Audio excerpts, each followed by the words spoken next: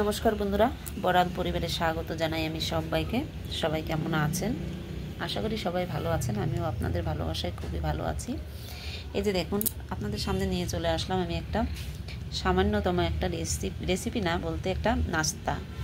ঠিক আছে বন্ধুরা, নাস্তা হলো এই যে দেখতেই পাচ্ছেন ডিম অলরেডি, আর এটা হচ্ছে পাউ। এই যে দেখুন পাউটা দেখেছেন। এই পাউ আর এবং লঙ্কা এবং পেঁয়াজ দেখে আপনারা অলরেডি বুঝতে পেরে গেছেন যে কি আমার খাবারটা আমি তৈরি করব। এখান থেকে নিয়ে নিলাম, ছেলে বলল 4টেই খাবে।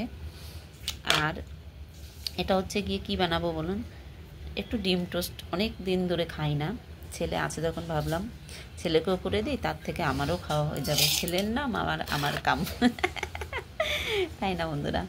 এই যে তাওয়া অলরেডি আমি রেখে দিয়েছি, তাওয়ায় আমি একটু সেঁকে নেব। আর আপনাদের বলি বন্ধুরা, যখনই এই পাউ খাবেন না আপনারা একটু সেঁকে খাবেন, কেননা পাউতে কি বলেন তো অনেক সময় অনেক জীবাণু থাকে, তাই না? ঠিক বললাম কি না একটু জানাবেন, হয়তো ঠিক বলেছি কি না জানি না, বুঝতে পারছি না। এই তো এপিট উপিট করে ছেঁকে নিচ্ছি আমি।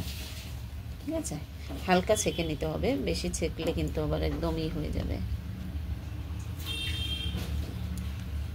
শক্ত টাইপ হয়ে যাবে। কিন্তু শক্ত হতে দেওয়া যাবে না, একটু নরম থাকবে, মুলায়ম থাকবে, কিন্তু এপিট উপিট করে একটু ছেঁকে নেবেন হালকা করে।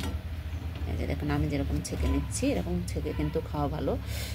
আর আপনারা তো বলতে পারেন যে না ছেঁকে খেলে কী হয়, না ছেঁকে খেলেও খাওয়া যায় অবশ্য, কিন্তু ছেঁকে নেওয়াটা ভালো, যেটা আমরা শুনে এসেছি। আমি কিন্তু ডাক্তারও না, কবিরাজ না, যেটা শোনা। আমার মনে হয় একটু ছেঁকে খাওয়াটাই ভালো। ছেঁকে নিলাম।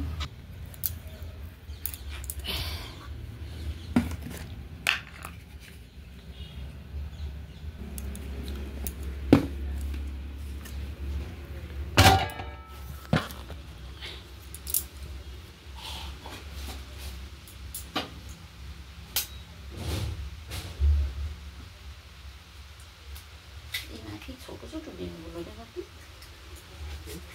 ছোট ছোট ডিমগুলো।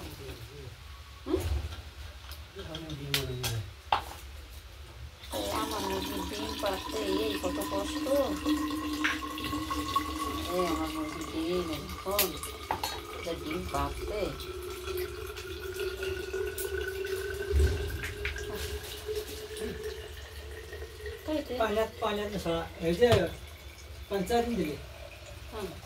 ইয়া কি দাদা চা খাই কি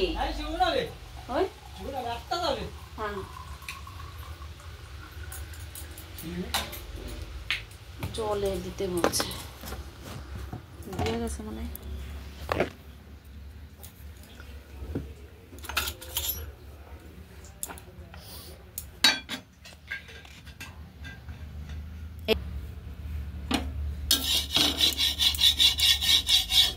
লাইট চলে গেল,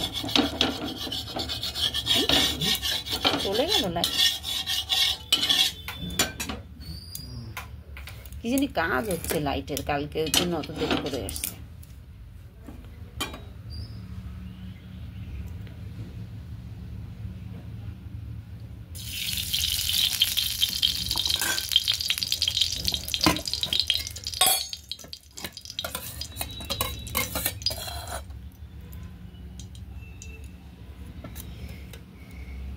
দিয়ে খাচ্ছি আপনাদের।